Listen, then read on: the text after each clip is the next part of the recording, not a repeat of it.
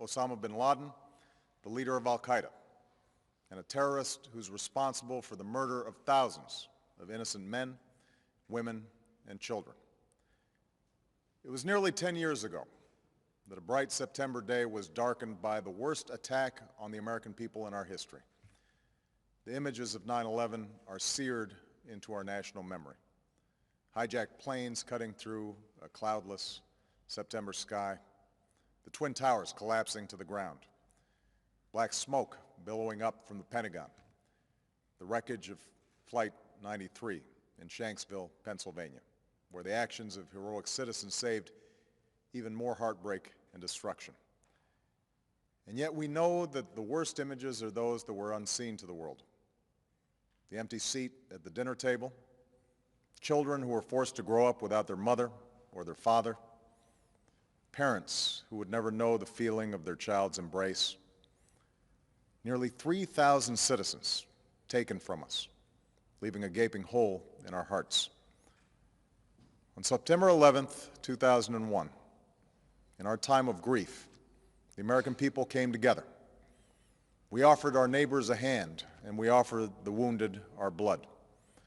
We reaffirmed our ties to each other and our love of community and country. On that day, no matter where we came from, what God we prayed to, or what race or ethnicity we were united as one American family.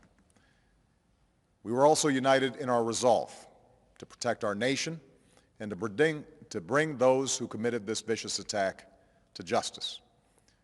We quickly learned that the 9/11 attacks were carried out by al-Qaeda, an organization headed by Osama Bin Laden, which had openly declared war on the United States and was committed to killing innocents in our country and around the globe. And so we went to war against al-Qaeda to protect our citizens, our friends, and our allies. Over the last 10 years, thanks to the tireless and heroic work of our military and our counterterrorism professionals, we've made great strides in that effort.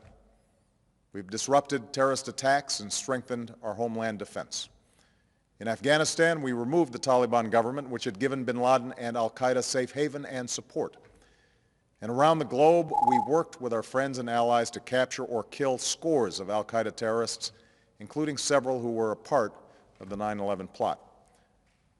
Yet, Osama bin Laden avoided capture and escaped across the Afghan border into Pakistan. Meanwhile, al-Qaeda continued to operate from along that border and operate through its affiliates across the world. And so shortly after taking office, I directed Leon Panetta, the director of the CIA, to make the killing or capture of bin Laden the top priority of our war against al-Qaeda, even as we continued our broader efforts to disrupt, dismantle, and defeat his network. Then, last August, after years of painstaking work by our intelligence community, I was briefed on a possible lead to bin Laden. It was far from certain, and it took many months to run this thread to ground. I met repeatedly with my national security team as we developed more information about the possibility that we had located bin Laden hiding within a compound deep inside Pakistan. And finally, last week, I determined that we had enough intelligence to take action and authorized an operation to get Osama bin Laden and bring him to justice. Today, at my direction, the United States launched a targeted operation against that compound in Abbottabad, Pakistan. A small team of Americans carried out the operation with extraordinary courage and capability. No Americans were harmed. They took care to avoid civilian casualties. After a firefight, they killed Osama bin Laden and took custody of his body. For over 2 decades, bin Laden has been al-Qaeda's leader and symbol, and has continued to plot attacks against our country and our friends and allies. The death of bin Laden marks the most significant achievement to date in our nation's effort to defeat al-Qaeda. Yet his death does not mark the end of our effort. There is no doubt that al-Qaeda will continue to pursue attacks against us. We must, and we will, remain vigilant at home and abroad. As we do, we must also reaffirm that the United States is not and never will be at war with Islam. I've made clear just as President Bush did shortly after 9/11, that our war is not against Islam. Bin Laden was not a Muslim leader. He was a mass murderer of Muslims. Indeed, al-Qaeda has slaughtered scores of Muslims in many countries, including our own. So his demise should be welcomed by all who believe in peace and human dignity. Over the years, I've repeatedly made clear that we would take action within Pakistan if we knew where bin Laden was. That is what we've done.